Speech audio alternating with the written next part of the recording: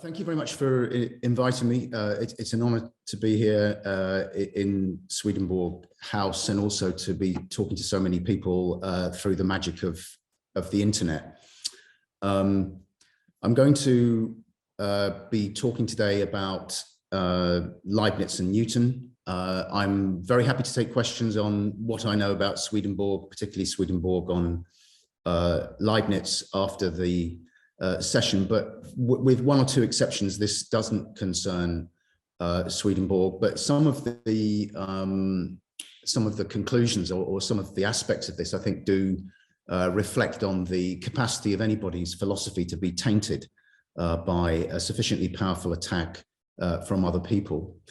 So, without further ado, I'm talking about the philosophical dispute between Newton and Leibniz, specifically around the famous correspondence between Leibniz and Newton's trusted lieutenant, Samuel Clarke.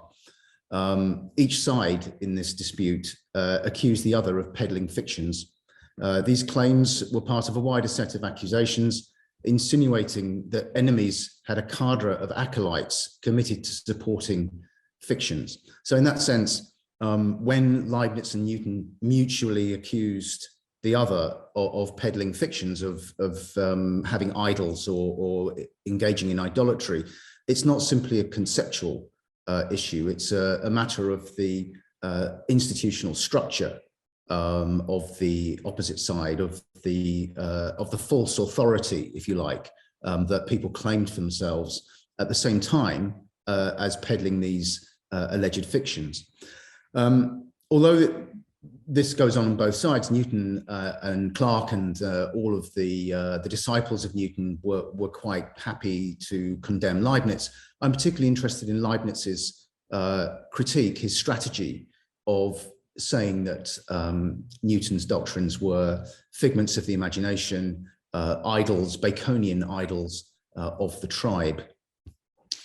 As I conclude, these are not good fictions, although Leibniz thought many fictions were good or really good, but they were bad fictions, part of a deviant and diseased philosophy that had the character of a cult. Just for those of you, just to remind some of you, the Baconian doctrine to which Leibniz refers is from the Novum Organum, aphorism 41. Which has a number of sources, that some of them are Calvinist, some of them go back further than that. Injunctions against human beings, mistaking their theories or their own ideas for those of nature, for those of a divinely created nature. The idols of the tribe, Bacon says, have their foundation in human nature itself and in the tribe or race of men. The human understanding, he says famously, basing his text, of course, on the Bible, the human understanding is like a false mirror, which receiving rays irregularly distorts and discolors the nature of things by mingling its own nature with it, the great sin of pride and idolatry. The condemnation of earlier or contemporary fictions was a central plank of the new philosophies of the early modern period. Mechanical philosophers of the 17th century routinely condemned scholastic notions of antipathies and sympathies, as well as Aristotelian teleologies. They lauded the visualizability, intelligibility, and explanatory power of mechanical accounts, which continued the traditional goal of offering physical causal explanations of natural phenomena. Central to this, in the second half of the 17th century, was the work of Descartes, notably in his Principia of 1644. Here are two famous images of different solar systems. Descartes holds that the sun is a star and that other stars are suns with their own solar systems. On the left, you have a comet traversing different tourbillons, coming through into the solar system that we inhabit and then passing through. And on the right-hand side, you have an exploded image of our own system, perhaps, of course, with the sun in the center. I mean, I call it a solar system, but Descartes, for obvious reasons, hedged on that issue. While the mechanical philosophers condemned older traditions as fictional, experimentalist or empiricist traditions of natural philosophy themselves saw the Cartesian system as delusional. People, particularly in England and the Netherlands, asserted that an undisciplined imagination made the inquirer mistake the products of his own mind, systems, hypotheses, and even theories for those of nature and ultimately of the creator. There was an institutional element to this as well. It's not just about the concepts, it's about the institutional structure of these giant systems. Anti-systematist and anti-hypotheticalist attacks also held that authors cultivated improper disciples of their false systems. So these giant mega authors with this awesome authority, the new Aristotles, are not just peddling concepts, but they have an entire edifice, an entire institutional structure of discipleship. So to go into the Leibniz-Newton dispute, first of all, a brief account of the priority dispute over the invention of calculus. Apologies for those of you that know this already, but it's a necessary background. Leibniz published the theorems of calculus, differential and integral, in the mid-1680s, and his techniques were extended by a number of French and Swiss mathematicians, in the latter case, notably Johann Bernoulli in the early 18th century. In 1708, the Oxford-based Newtonian John Keill published the accusation that Leibniz had known of Newton's invention of the calculus. We now know that Newton had indeed effectively laid down the theorems of calculus in 1665-66, but no one else knew this. So Keill said that Leibniz had known about this and that Leibniz had merely changed the name and notation of Newton's so-called fluxional system, turning it into the differential and integral calculus. In 1711, Leibniz demanded that Keill apologize, which, if you know Keill, he never had a chance in hell of doing. He refused to do this, and he dragged Newton into making his own defense through a series of publications of private documents. Newton immersed himself, or he dedicated himself to a litigious, legalistic, documentarist defense of his own priority. As Emanuel Swedenborg noted at the time, British mathematicians and philosophers thought it a crime to doubt Newton's supremacy in science or mathematics, while Leibniz thought, along with Bernoulli, that the British were merely xenophobic plagiarists. There's a picture of Newton on the left from 1689, while he was an MP for Cambridge University, and on the right, a picture from an image from about 1715, so roughly the same time as the dispute with Clarke that I'll talk about later. In response to the publication of Newton's Principia in 1687, Leibniz very quickly published an essay on the causes of celestial motion, the so-called tentamen, which he explained physically by means of a fluidic harmonic vortex. He and Christian Huygens both thought that the notion of attraction underpinning Newton's concept of universal gravitation was philosophically absurd. Leibniz went on to attack the notion of attractions in his new essays concerning human understanding of 1704, separately condemning as fictions atoms, the void, and the idea, mistakenly, so he thought, that space and time were real. Newton's revival of attractions was mentioned and neutrally criticized, in a sense, in Leibniz's essay De Theodicee of 1710. And there's a picture of two different images of Leibniz, who, amongst other things, was the court historiographer to Georg Ludwig, the Prince Elector of Brunswick-Lüneburg. So we move on to the further issues with the priority dispute. As the dispute over the invention of calculus erupted, Leibniz began a concerted campaign in which he attacked publicly Newton's philosophy as infantile, imaginary, and illusory. In a letter to the Dutch natural philosopher Nicholas Hartsoeker, which was published in 1712, Leibniz charged that the notion of attraction amounted to an occult quality, or a perpetual miracle.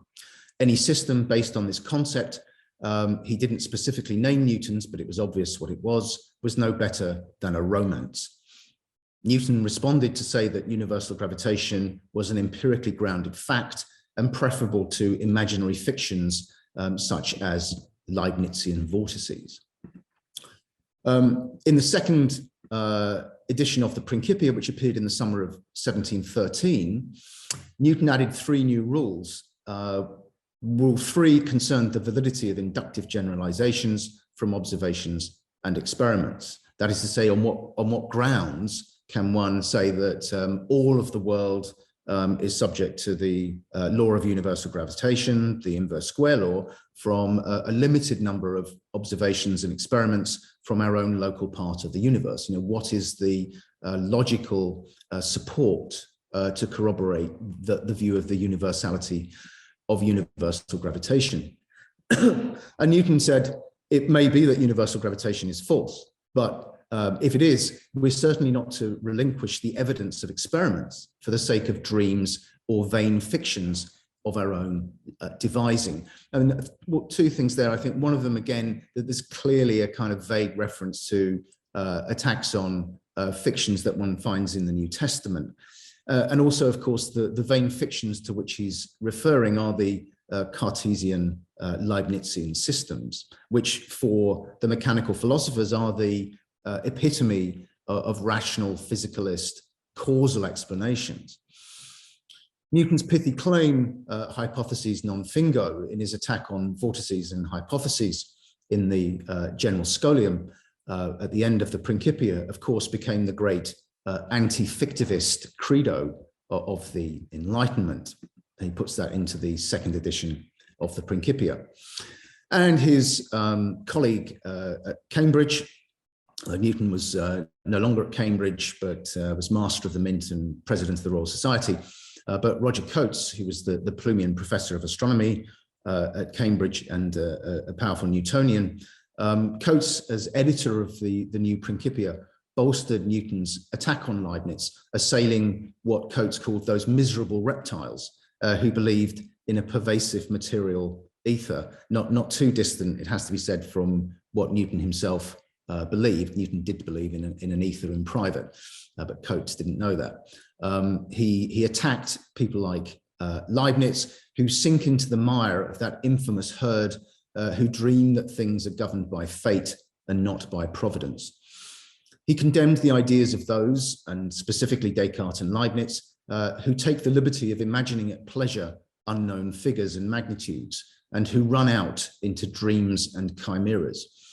Those who found their speculations on these sorts of hypotheses might form an ingenious romance, but a romance it will remain. And again, one of the things I want to get across is that the accusation, particularly in a world where Protestants were critiquing all Roman Catholic accounts of their own history as legends or romances, the claim that one's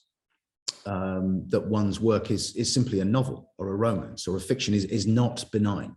It's a powerful attack. So that's the Newtonian attack, if you like, on Leibniz. The growing dispute between Leibniz and Newton was brought into relief, or was transformed dramatically by the political changes that took place in 1714.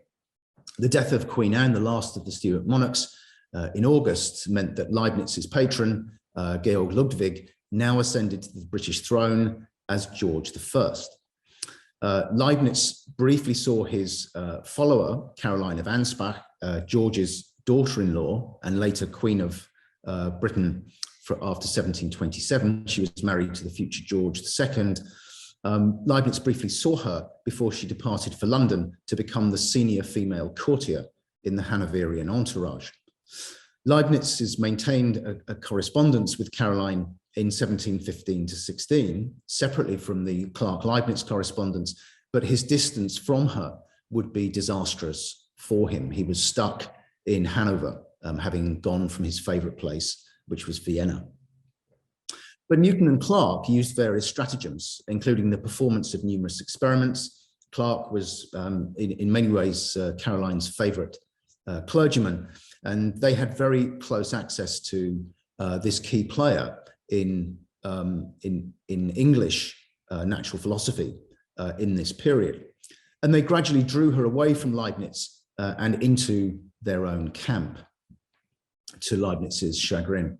There's a picture of Caroline from around about this time.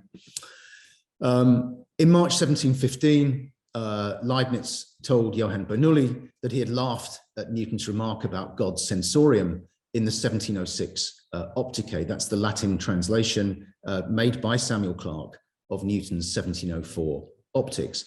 So as far as Leibniz saw it, this Newtonian claim was that space, or the universe, was a kind of physical organ through which God sensed or perceived what was going on inside the universe. And he said to Bernoulli in a famous phrase, we can see that this man, i.e. Newton, has little success with metaphysics. That's not something I think that Newton would have been upset about being told.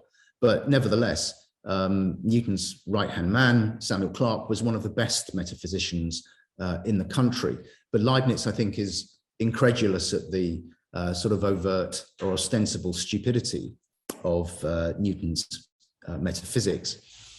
Leibniz also, throughout 1715, began to turn his attention more carefully to the Newtonian doctrine of absolute space, which in time he came to see as the perverse centerpiece of the Newtonian philosophy. In terms of the structure of Newtonianism, Leibniz became deeply concerned that it was gaining authority behind the scenes. Newton, as I said, was master of the mint. Leibniz, on a number of occasions, asked Caroline and senior ministers if he could have a position in England equivalent to the one that Newton had, so that George could make Hanover and Britain roughly equal. But of course, that never happened. The king and his senior ministers wanted Leibniz to finish his history of the Hanoverians or the Guelphs. So Leibniz never came over, to the great delight of the Newtonians. But what Leibniz saw was increasingly, I think, a structure, an authoritative institutional structure of Newtonianism. It's not just that the concepts are insane and infantile. There's a hideous sort of counter-religion led by this great figurehead who hides behind his seconds. We can see this in some of the language of Leibniz and Bernoulli in their private correspondence. Newton was behind all of the attacks on him, so Leibniz and Bernoulli heard from their English spies. People like John Woodward and John Flamsteed and a number of others were friendly towards Leibniz and deeply hostile to Newton. They had a similar view of Newton as someone who coveted idolatry.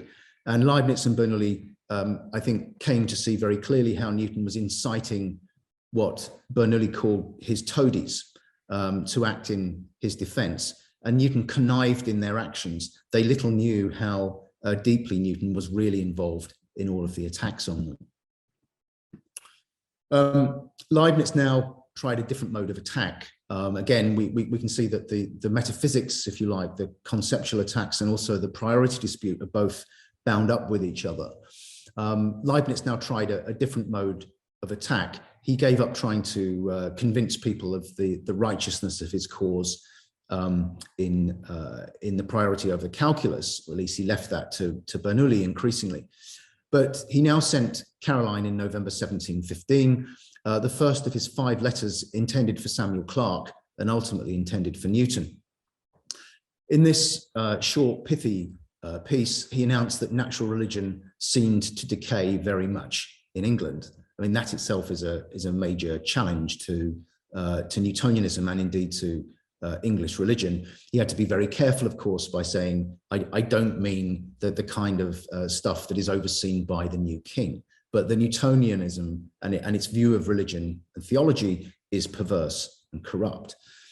Leibniz attacked Locke's view of the soul, seeing Locke and Newton as being very closely connected to each other, and also Newton's view of God, both for Newton's view of the sensorium and also for his claim that God had to periodically intervene in his own creation. That's a claim made in the queries at the end of the Opticae of 1706.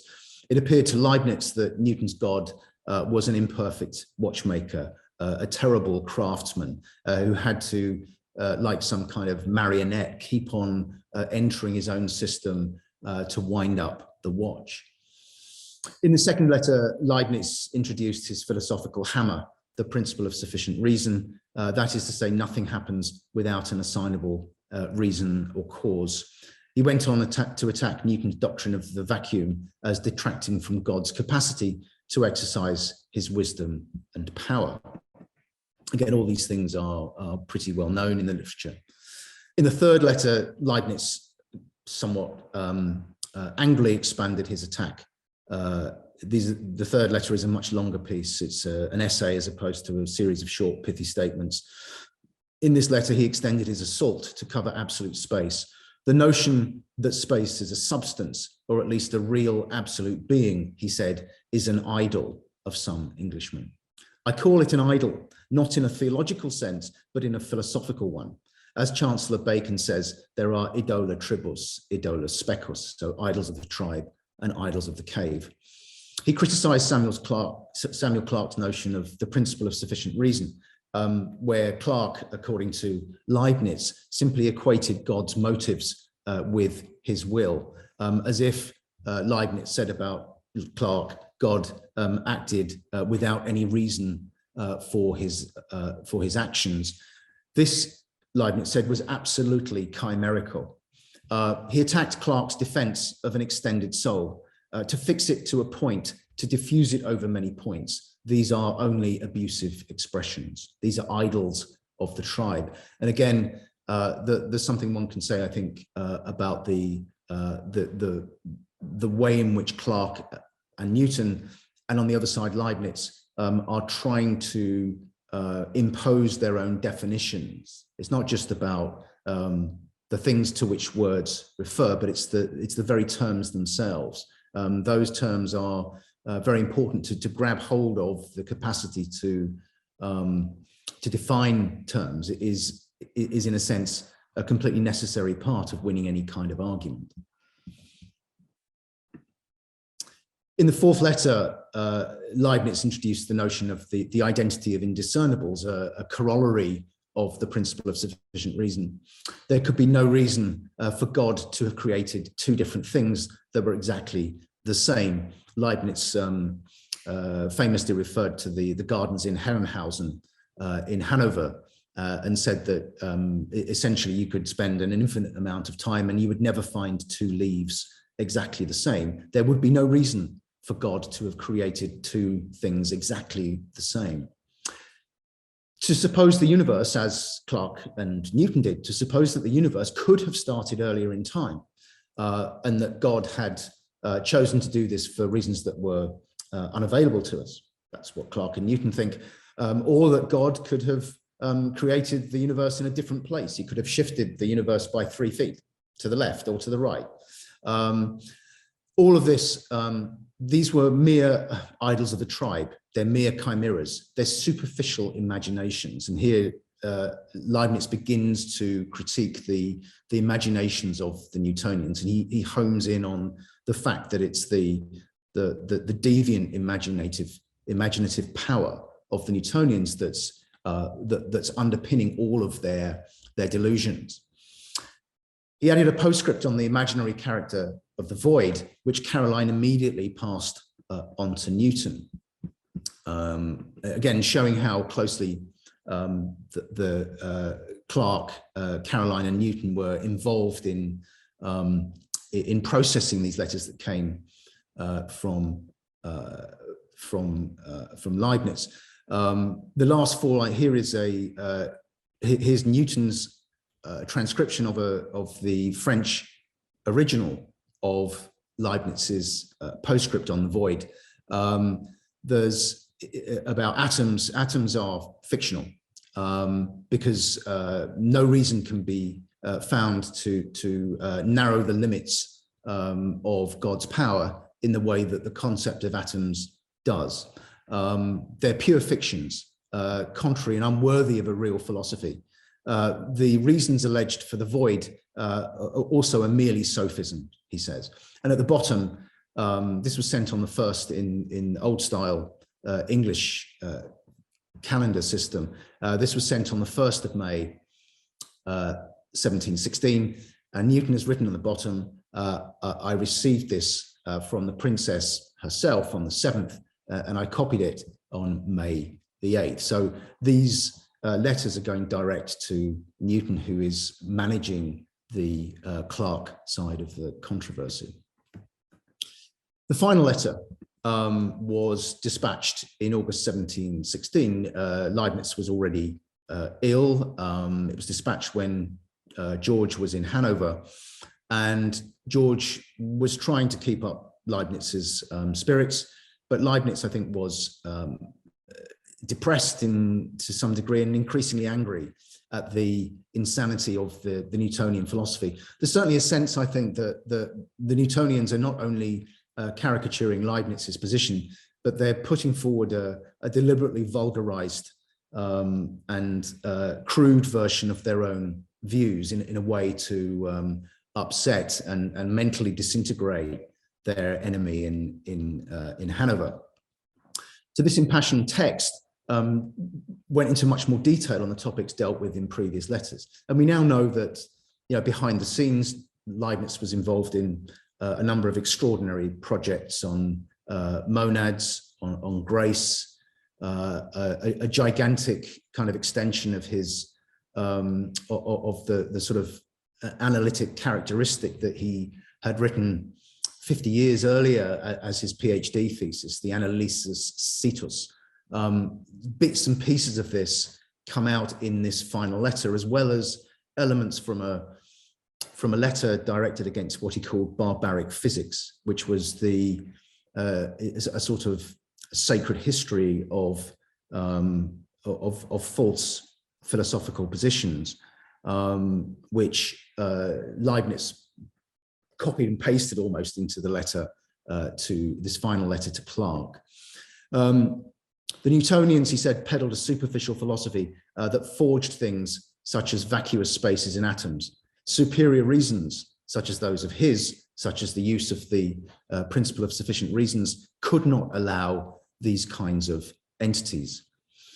Metaphysically illiterate mathematicians were particularly prone to inventing fictions such as attractions, atoms, sensorium, and real absolute space. Stifled, Leibniz said, by their empty abstractions, the imaginations of these mathematicians filled an ontological void with philosophical monsters. Leibniz repeatedly condemned the imaginary and perverted products of the Newtonian superficial philosophy. Clarke had claimed that space was empty only of body, but in fact was full of some divine spirit. God was always there. But Leibniz asked, what really was it that could possibly be filling up that empty space? Was it spirits like the odd imaginations of the Cambridge Platonist Henry Moore? Leibniz had, on a number of occasions previously, made that allegation against Newtonianism, that the kind of voodoo force of universal attraction was simply a revival of one of these old forces that he thought the mechanical philosophers had banished, and now they were coming back.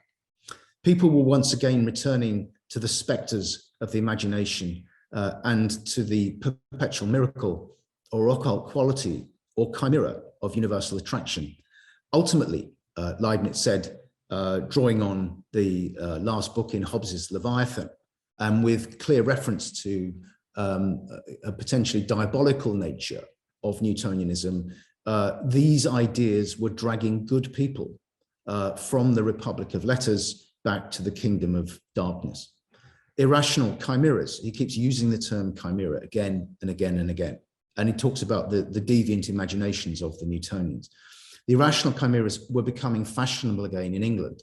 No one, he said, would have published this rubbish in the early years of Charles II's reign, and he referred to the work in particular of Robert Boyle, although in private to Bernoulli, Leibniz said that Boyle had stolen a number of things from the Germans, not least the notion of the vacuum from von Guericke.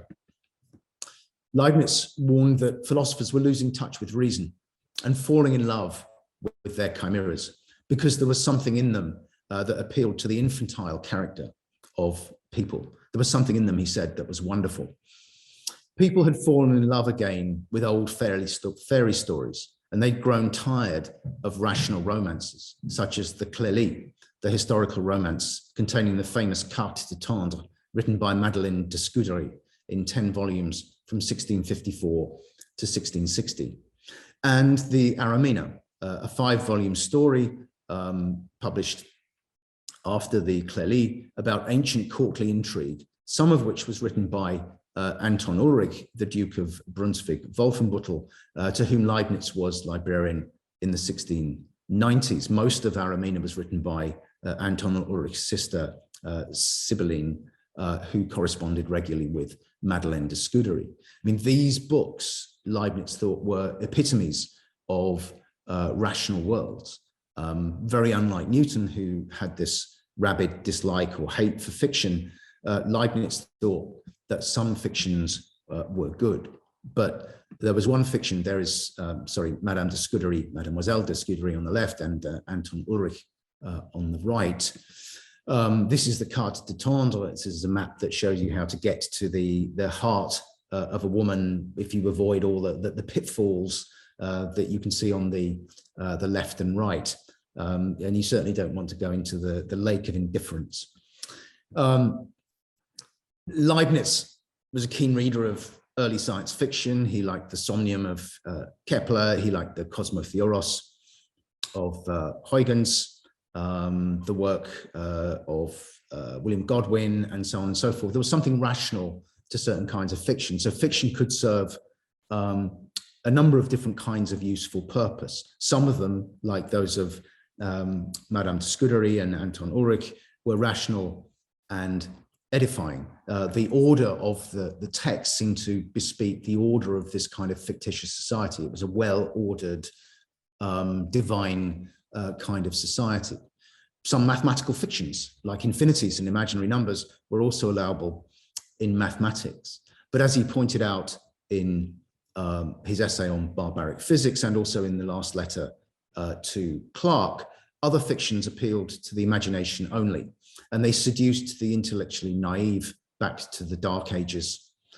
Such was the barbaric physics of Newton and the scholastics, who had mistaken, as idols of the tribe, they'd mistaken the figments of their imaginations for realities. And what was worse, they had tried to impose them on other people, creating an anti or counter institution that has had a quasi-religious character. While Newton claimed that Leibniz had created an army of disciples who were trying to dominate the Republic of Letters through articles in various journals, Leibniz himself had helped create the Acta Eruditorum in 1682. And according to Newton and his acolytes, Leibniz, Bernoulli and others were dominating those journals. While Newton thought that Leibniz had created a posse of disciples, Leibniz began to see, and we can see this in the correspondence that Leibniz had with other people, like Nicolas Raymond in Paris and elsewhere. Leibniz came to see something much more sinister about the Newtonian system in 1715 and 16.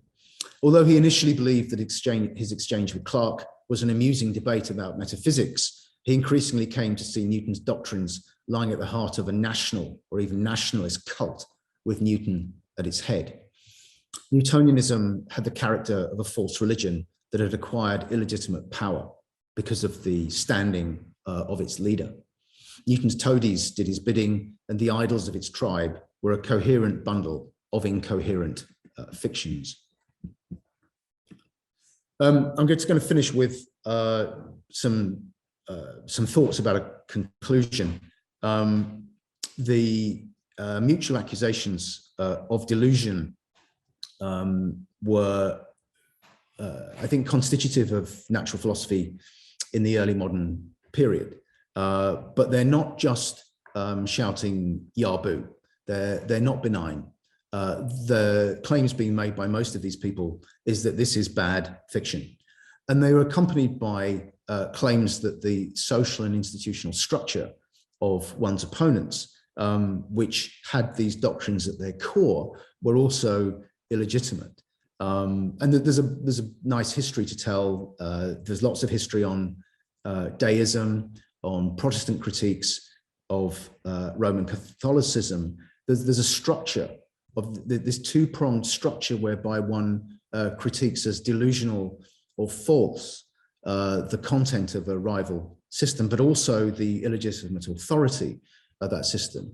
These are constitutive of discourse in the early modern period. Numerous debates have this character. As I said earlier on, accusations concerning the fictitious character of ideas are not benign. This is not fun. In the case of Leibniz's critique of Newton, there is a taint associated with Newton in Leibnizian Wolffian circles for the remainder of the 18th century. No one who's a serious philosopher, if you're brought up in the Leibnizian Wolffian tradition, no one who's a serious philosopher can really addict themselves or adhere themselves to doctrines like atoms or the void or absolute space, and certainly not to the sensorium.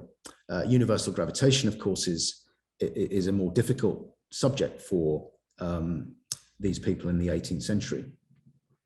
Leibniz's claim that Newton's philosophy dragged people back to the kingdom of darkness, I think, is very interesting with respect to Leibniz's claim that when he referred to the Newtonian idols of the tribe, he was referring to their philosophical and not to their theological character. I think that the reference to idols of the tribe is theological. I think that the entire debate between Clarke and Leibniz is much more serious, certainly by early modern standards, than a mere dispute about metaphysics. Theology informs and infiltrates every aspect of that correspondence.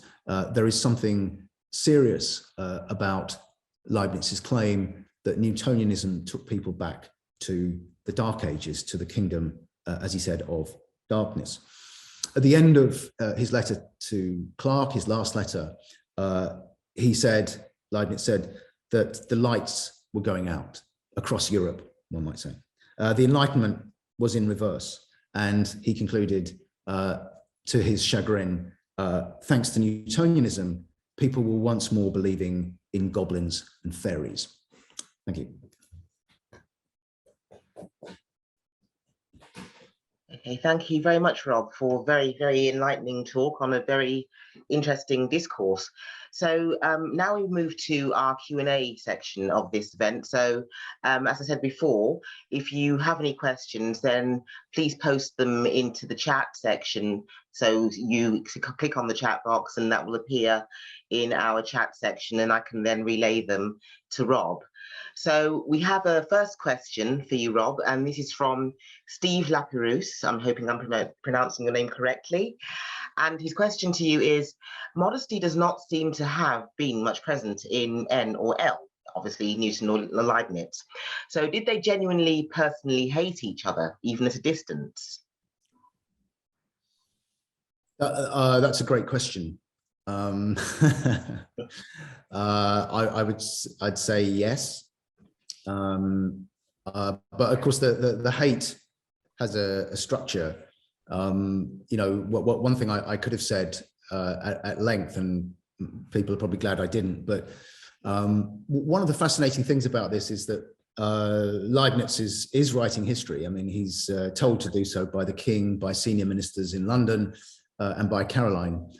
He's told that if he wants his salary paid, if he wants to do what he really wants to do, go to Vienna and so on, then he needs to write the history of the Guelphs. So he's doing history. I mean, he does do this history. It's published, and it's extraordinarily adept and brilliant. It's published in the middle of the 19th century.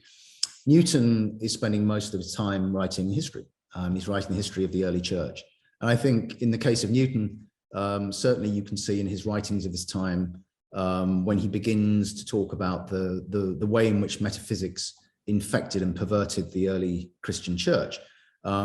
Leibniz has this characteristic. Leibniz is the kind of Simon Magus, the metaphysician. Well, Simon Magus, yeah, the kind of Gnostic metaphysician redivivus, living in a perverse way in the 18th century, at a point where, according to Newton, the goal of natural philosophy is to rid itself of metaphysics. Leibniz is different. Leibniz is a courtier. He's a diplomat. He's a librarian. He's a historian. He's used to court culture. He's used to finesse. He's used to having a mastery of diplomatic circles and so on and so forth. And I think it's difficult for him to see what kind of character Newton is. I mean, Newton, I think he wants to believe well of Newton until quite late on, even though he's told by his spies and allies that Newton's behind everything. I think there's a genuine sense in which he's prepared to give him the benefit of the tiny doubt that remains. But I think in those last three letters to Clarke, and particularly in the last two, there's an anger there, and I think something beyond anger, fear of the kind of madness that underpins the Newtonian system. So yes, I think they really dislike each other, but they never set eyes on each other. They only know each other second or third hand. Thank you. I have another question here from Elizabeth, and she'd like to know, can you please tell us where Leibniz wrote on the subject of grace? And also, could you please explain the sensorium? Yes, well, there's an edition of Leibniz's writings from sort of 1715, 16. I think this is complicated. You can read about this in Maria Rosa Antoniazza's great biography of Leibniz, but there is the monadology and his essay on grace.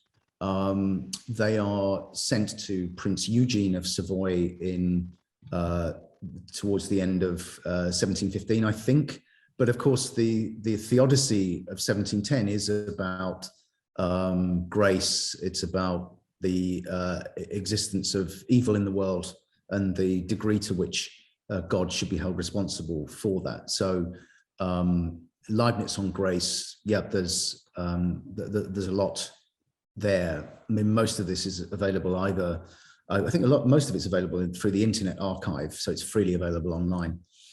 And also the Stanford Encyclopedia of Philosophy has a number of great articles on Leibniz and Newton. The sensorium, the debate in there's a lot of research that one could do on this about the mutual accusations that Leibniz and Newton make about each other's physicalism. So that is to say, they both accuse each other of understanding in a kind of physical, carnal way concepts that are symbolic or something else, but certainly not to be understood in a physical way. The sensorium, as Leibniz sees it, and Leibniz had access to a very early version of the Opticae of 1706, where Newton had effectively said that space was the sensorium of God. So the sensorium is like the brain. The sensorium is, as it were, God's entire being, or his physical self. And of course, it's anathema. It's heretical to attribute a body to God. And the Leibniz and Newton, I think, saw early on that his work had gone out in the Opticae as saying quite overtly that space was God's sensorium. So in all later versions of that Opticae, he inserted the term tanquam. So space is like the sensorium of God, which Leibniz hated just as much. Because he hated a kind of physicalist account of the soul-body interaction. So simply making it a similitude or analogy doesn't help. But the Newtonians, Clarke, in their response to Leibniz said, and here again this is an argument, a contest over definitions. The Clarke and Newton say by sensorium, Newton does not mean the physical organ of God's sensing, because that's absurd. What it means is that it is the place in which or where God is present to his creation. But all of that, I think, for a Spinozist informed Leibniz is still much too anthropomorphic. Leibniz has other ways of understanding God's actions through reason. The way the Newtonians try and understand God is through a limited degree of anthropomorphism. And although Newton attacks anthropomorphism in the General Scholium to the second edition of the Principia, Leibniz's anti-anthropomorphism is much stronger, I think, than Newton's. Thank you, lovely, thank you. The next question from Sheldon, who'd like to ask, what contribution did Fatio de Duillier have? Yeah, Fatio was somebody who came to London in 1687 at the height of Newton's, the immense energy and excitement that surrounded the publication of the Principia. Leibniz had been enamored or had read Leibniz's 2 papers on calculus, but began to talk to, and Leibniz was an expert in inverse differentiation, so the integration of differentials back to the initial equation. Leibniz became an acolyte of, Fatio became an acolyte of Newton early on, after the revolution of 1689, and in the very first years of the 1690s, he became a confidant of Newton. He's probably closer, I mean, I don't think he is closer, but as far as the evidence goes, he's closer emotionally to Newton, or Newton was emotionally closer to him than to anybody else that we know. I mean, they're both hanging around with each other in 1693 when Newton had a breakdown. But Fatio always had a beef with Leibniz. Fatio thought that Leibniz was stuck up. He thought he was ambitious, boastful. One of the functions that Newton plays for Fatio is as a battering ram to hit Leibniz. And towards the end of the 1690s, Fatio, who'd had a breakdown of sorts himself, decided he was going to make the allegation. So Fatio knows about Newton's achievements in mathematics in a way that very few others do. And it's Fatio, I think, who really starts the entire priority dispute with a publication in 1699, effectively accusing Leibniz of plagiarism. And that's something for which the Royal Society has to apologize to Leibniz, who of course is a fellow of the Royal Society.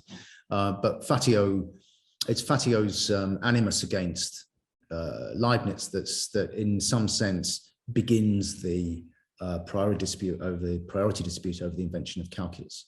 So in that sense, Fatio's proximity to Newton is very important. I think after a while, because Fatio had become enamored of the Camisard prophets in 1706 to 7, and indeed before that, Newton had engaged in a very powerful distancing movement from Fatio, although there's some text that says that Newton had gone to see the prophets in late 1706, probably because Fatio was there. So they kept in touch remotely, but they were never as close as they had been in the early 1690s. Thank you. This next question will require a little bit of technical expertise, i.e. in referring back to your slide. So a request from Caroline Way, and she's asking whether you can show the first slide, the first pictorial slide, and explain it again. So I believe that's the slide which has the depictions of the universe. The vortices, yeah, I'll try.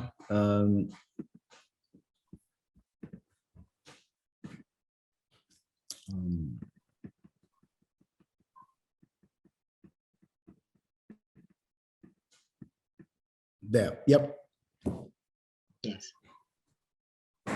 Yes, thank you. Yeah, I mean, I refer to the things on the left here from Star Trek as star systems, because they are. And it's a picture of a comet going through, in a straight line, in this kind of inertial path. But of course, it's being buffered by the swirling fluidic vortices of each star system, if that makes sense.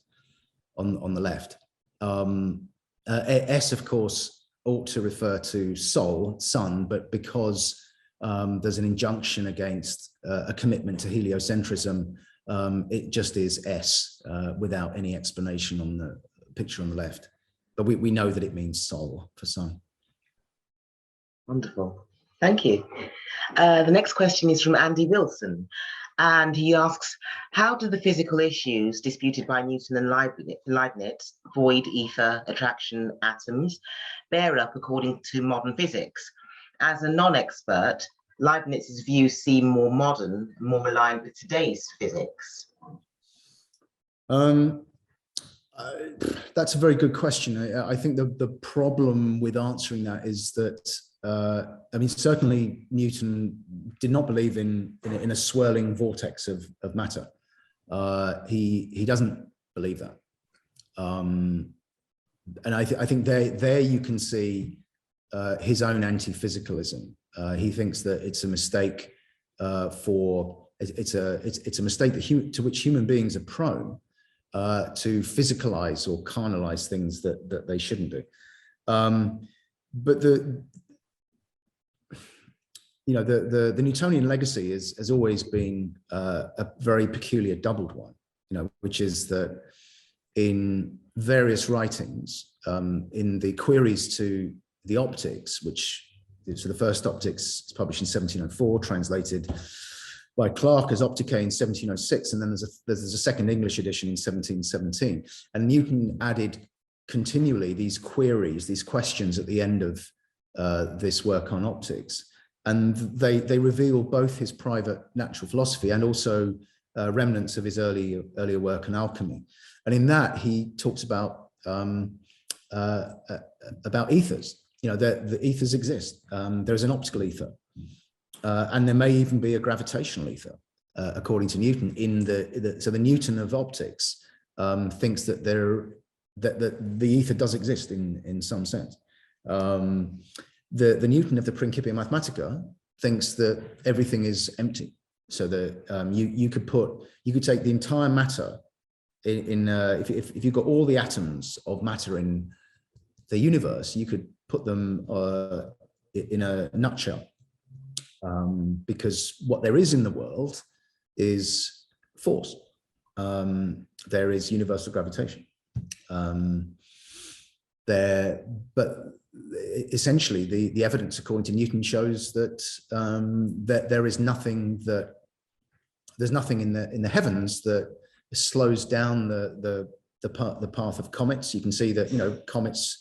We know from Halley's comet, when Halley shows that the comet of 1682 is the same as the comet of 1607 and is therefore periodic and goes through the past. You can see that the periodicity of Halley's comet is affected only by Jupiter and Saturn. It's not affected by any invisible ether that lies in the heavens. There is no ether there. So the question is, how can both these things be true? And the answer is, you can, or historians used to try and say, well, he believed in the ether at this point and then gave up and then so on. But I mean, I think he always believed in an ether. He always believed in an ether, but he's not prepared to say what the physical constitution of the ether is, because he has that, he always reserves that kind of capacity to be neutral or to engage in what in the jargon is called causal nescience, to preserve the pose of not knowing what the causes of things are. So in that sense, I think Newton's views are much more similar to the kind of things that we believe now. We don't believe in those Cartesian or Leibnizian fluidic. In the case of Leibnizian fluidic harmonic vortices, we don't believe that. anymore. What we believe is much closer. You know, if you ignore quantum physics, which changes the game entirely and is much more relevant to Leibniz's critiques of Clarke in the fifth letter. If you take away quantum physics, then you know the view that we have of the solar system is the Newtonian one of the Principia. Thank you. And next question from Sheldon. So he says, in a way, I beg your pardon, in a way, the Leibnizian camps, along with Berkeley, were getting at a fundamental explanation gap with gravity that Einstein later supplies.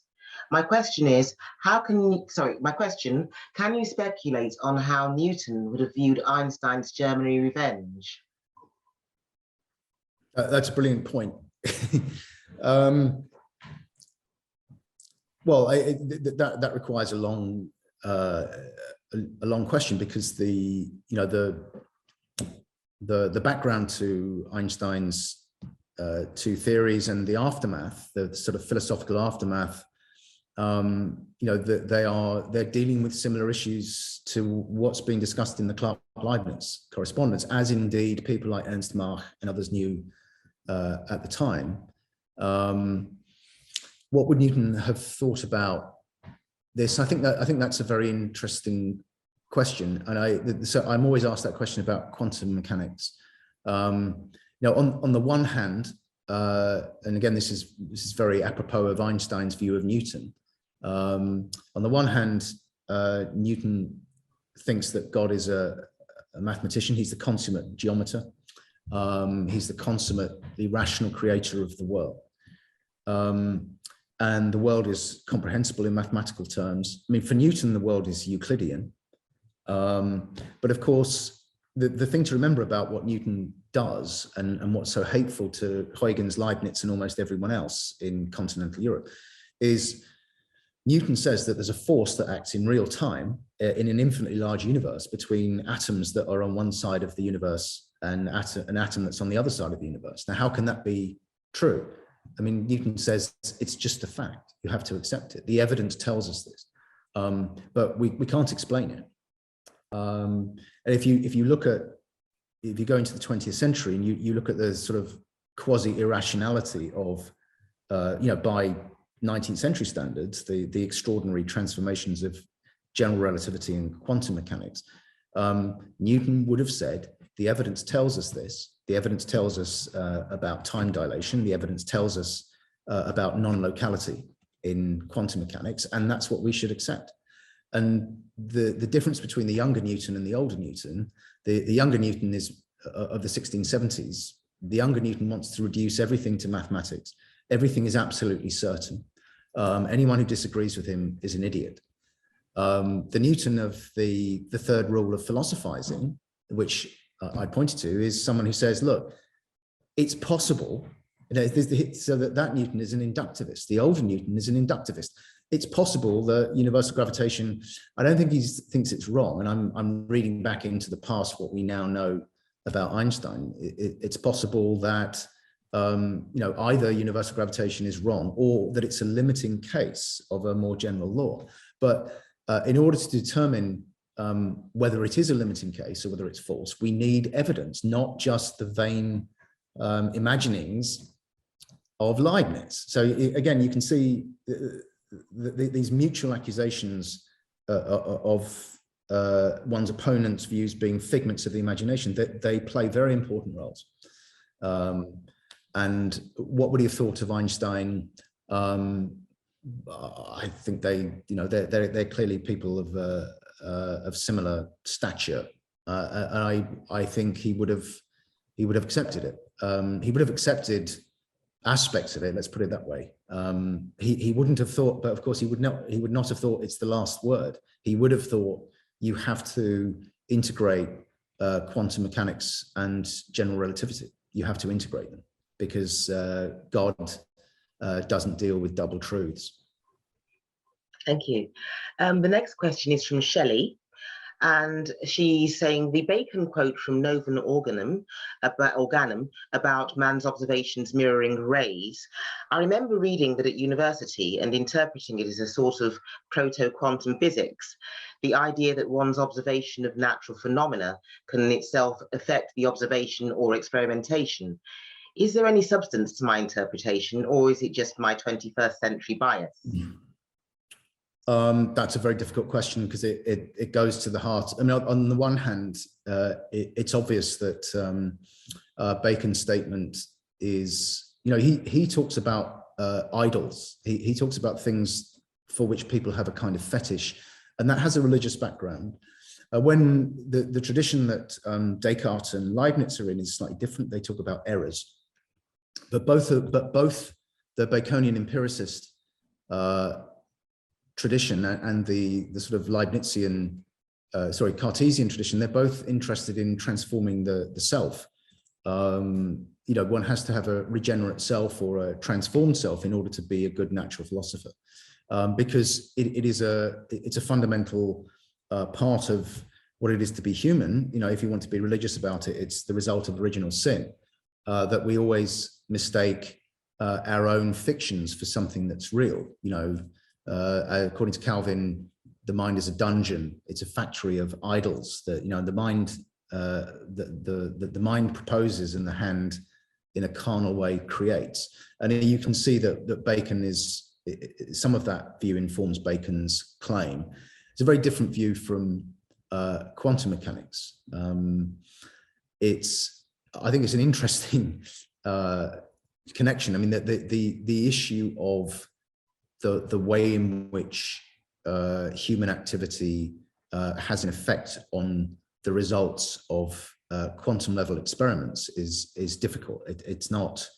I'm not going to rule out the question that the questioner has posed. It's not a bad question. I just don't think, this is very Weasley, I'm going to be like Newton here, I don't think it it allows an easy answer. It's a very interesting question, actually, because I don't know what Newton would have thought about the collapse of the wave packet. There has to be the collapse of the wave packet, which is the moment when a series of possibilities, not a cat, suddenly crystallize into what we see. That moment has a kind of mystique about it, in the same way that Newton has a mystique about the nature of universal gravitation. It is in his system, it's left unexplained. It's left for some future natural philosopher, scientist to determine. And when people first started thinking about or dealing with the problem of the collapse of the wave packet, which is that point where possibilities crystallizes the way the world is. I mean, that's something that future generations can determine. I think it's worth pointing out, actually, with respect to the criticism that there is a problem if systems don't explain anything. So the condemnation of Newton is that he doesn't offer a physical account of universal gravitation. Criticisms in the 1960s, 70s, and 80s of certain kinds of quantum mechanics is that there was no good physical explanation of the collapse of the wave packet. But also, and here I'm going to shoehorn Swedenborg, is Swedenborg's critique of pre-established harmony is that it doesn't explain anything. And that opportunity to condemn opposing systems as non-explanatory is another tactic, alongside saying that it's in error or that it's delusional. So not everything is about the accusation that one's enemies' philosophies are delusional, but a big part of it is. And I think it's it's not to be taken, to rehearse what I said earlier on, it's not to be taken as a benign comment that something is a romance or a fiction. That's not a nice, Newton, for example, when he's told that it's a perpetual, his views are, or universal gravitation is a perpetual miracle, an occult quality, a fiction, and a romance. I mean, I can imagine him, punching the desk. at that point. That you know, he gets to say that Roman Catholic legends are romances. No one gets to say that his work is a romance, or romantic is the phrase that's used. Okay, we're going to take the further sort of 3 or 4 questions, and then we'll close the Q&A section. So our next question is actually directly related to Swedenborg. So this is from Susanna, and she'd like to ask, is Swedenborg's vision in De Culto de Amorte Dei of the creation of the universe in spirals and vortices Leibnizian? And Emerson says that if Swedenborg only had published the footnote to the first chapter, then he would be world famous.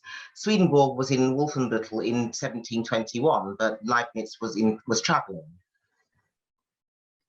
Well, I mean, Leibniz died in November 1716. I think that the culture, the intellectual culture in which Swedenborg is brought up is Cartesian. You know, he's hardwired to think of things in that way. This is something I need to do further research on. I mean, what is he doing in, you know, we know quite a lot about what he's doing with regard to longitude, lunar theory, and so on in 1710 to 12 when he's in England and he meets Halley. Again, he must have met Newton. He makes that great comment about in England to bring any of Newton's work into doubt is a crime. I mean, he gets the sense of this, you know,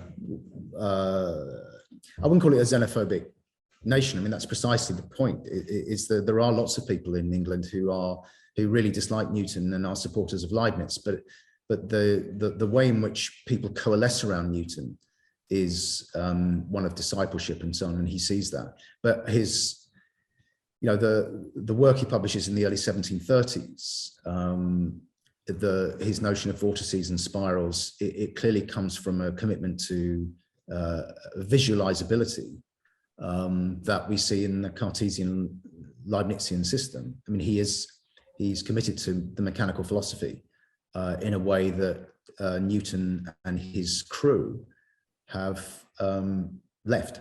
They can't take that. They see visualizability and intelligibility as deeply problematic. That it doesn't offer anything. They seduce you.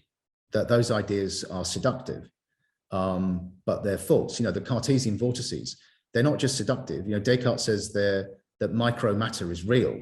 It's not just a vision, it's real. But the Newtonians think it's a delusion. Leibniz thinks that Newton's, you know, atoms, void, sensorium, absolute space, universal gravitation, these are all delusions. And so after all these things are broken down, it's not clear what there is that's left. But my understanding of Swedenborg is that in terms of ontology and his capacity to offer explanations, I think he's pretty old-fashioned Cartesian. You know, and he certainly does do things in Paris 1712 to 14, I think, where he gets, you know, I'd like to know how he got on with Englishmen, really, because they're very strange.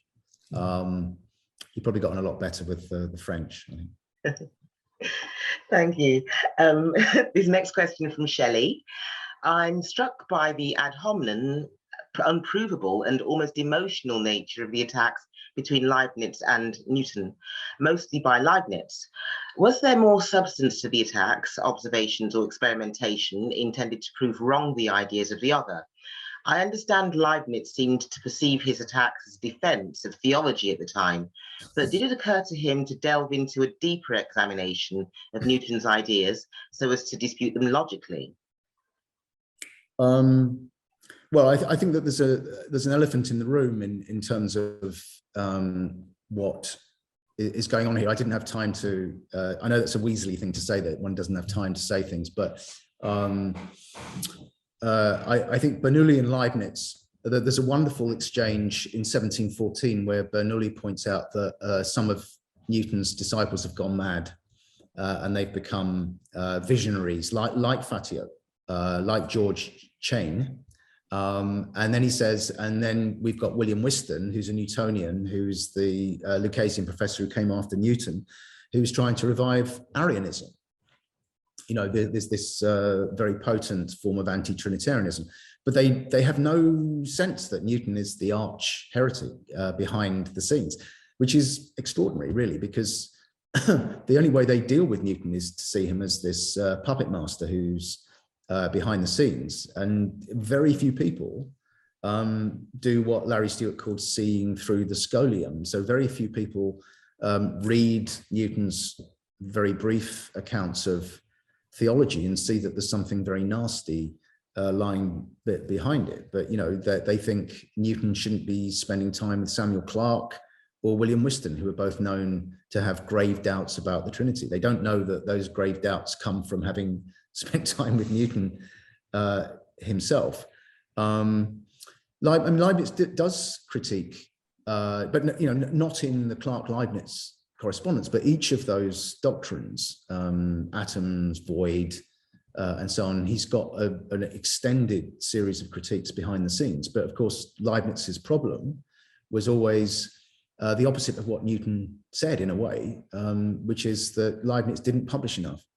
You know, Newton's claim is that he's spreading all his filth in all these journals and books in the Republic of Letters, but actually that's not the case. You know, Newton's beef is with Leibniz's alleged creation of disciples, which again, the great condemnation of Newton that one can make is Newton continuously criticizes Leibniz for creating an army of disciples, you know, as if Newton doesn't have all these people who are going out doing his bidding. But Newton doesn't see it.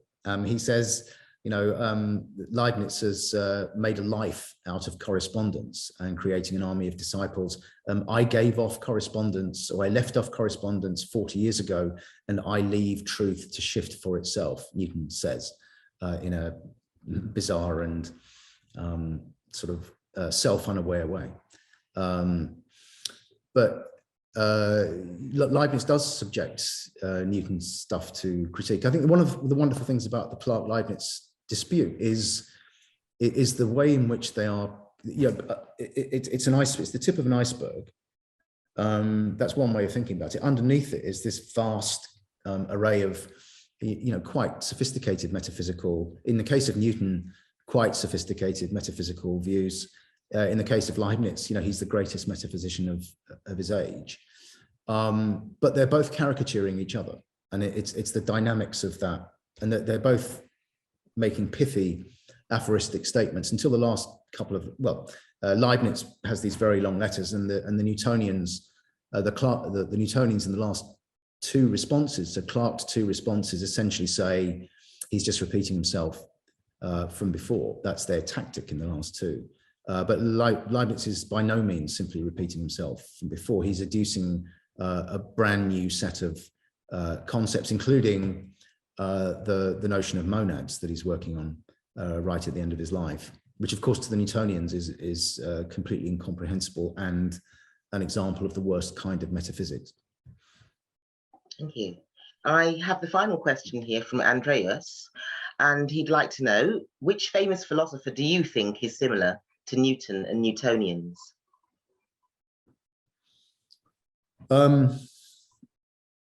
In famous philosopher, does that mean philosopher as we understand philosopher, or natural philosopher?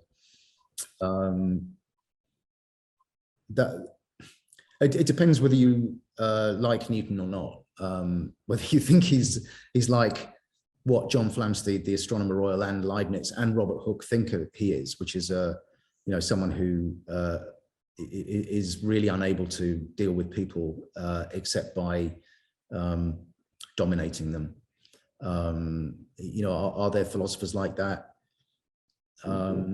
That's a good question. Who is there that is like Newton? So somebody like Newton would have to be somebody who protests far too much that he's not creating a system, and that he doesn't have disciples, but in fact is putting forward a system of all systems and creating a cadre of disciples. I don't know. That is a good question. Who is it that comes after Newton in terms of greatness as a scientist?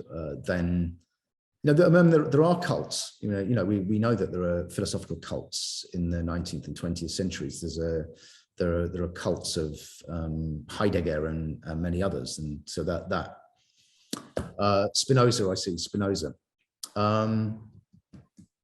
Well, Spinoza died young, and there are Spinoza. I mean, Spinoza's relationship with his disciples, with his followers, I think is an interesting thing. I don't know enough about that. I mean, what I do know, of course, is that after Spinoza's work is disseminated in the 1670s, you have to work very hard and Spinoza lies behind a lot of the Clarke-Leibniz correspondence, but you have to work very hard to differentiate yourself from some of the hideous and brilliant things that Spinoza says. He takes anti-anthropomorphism to, and skepticism about all sacred history to almost to its logical conclusions.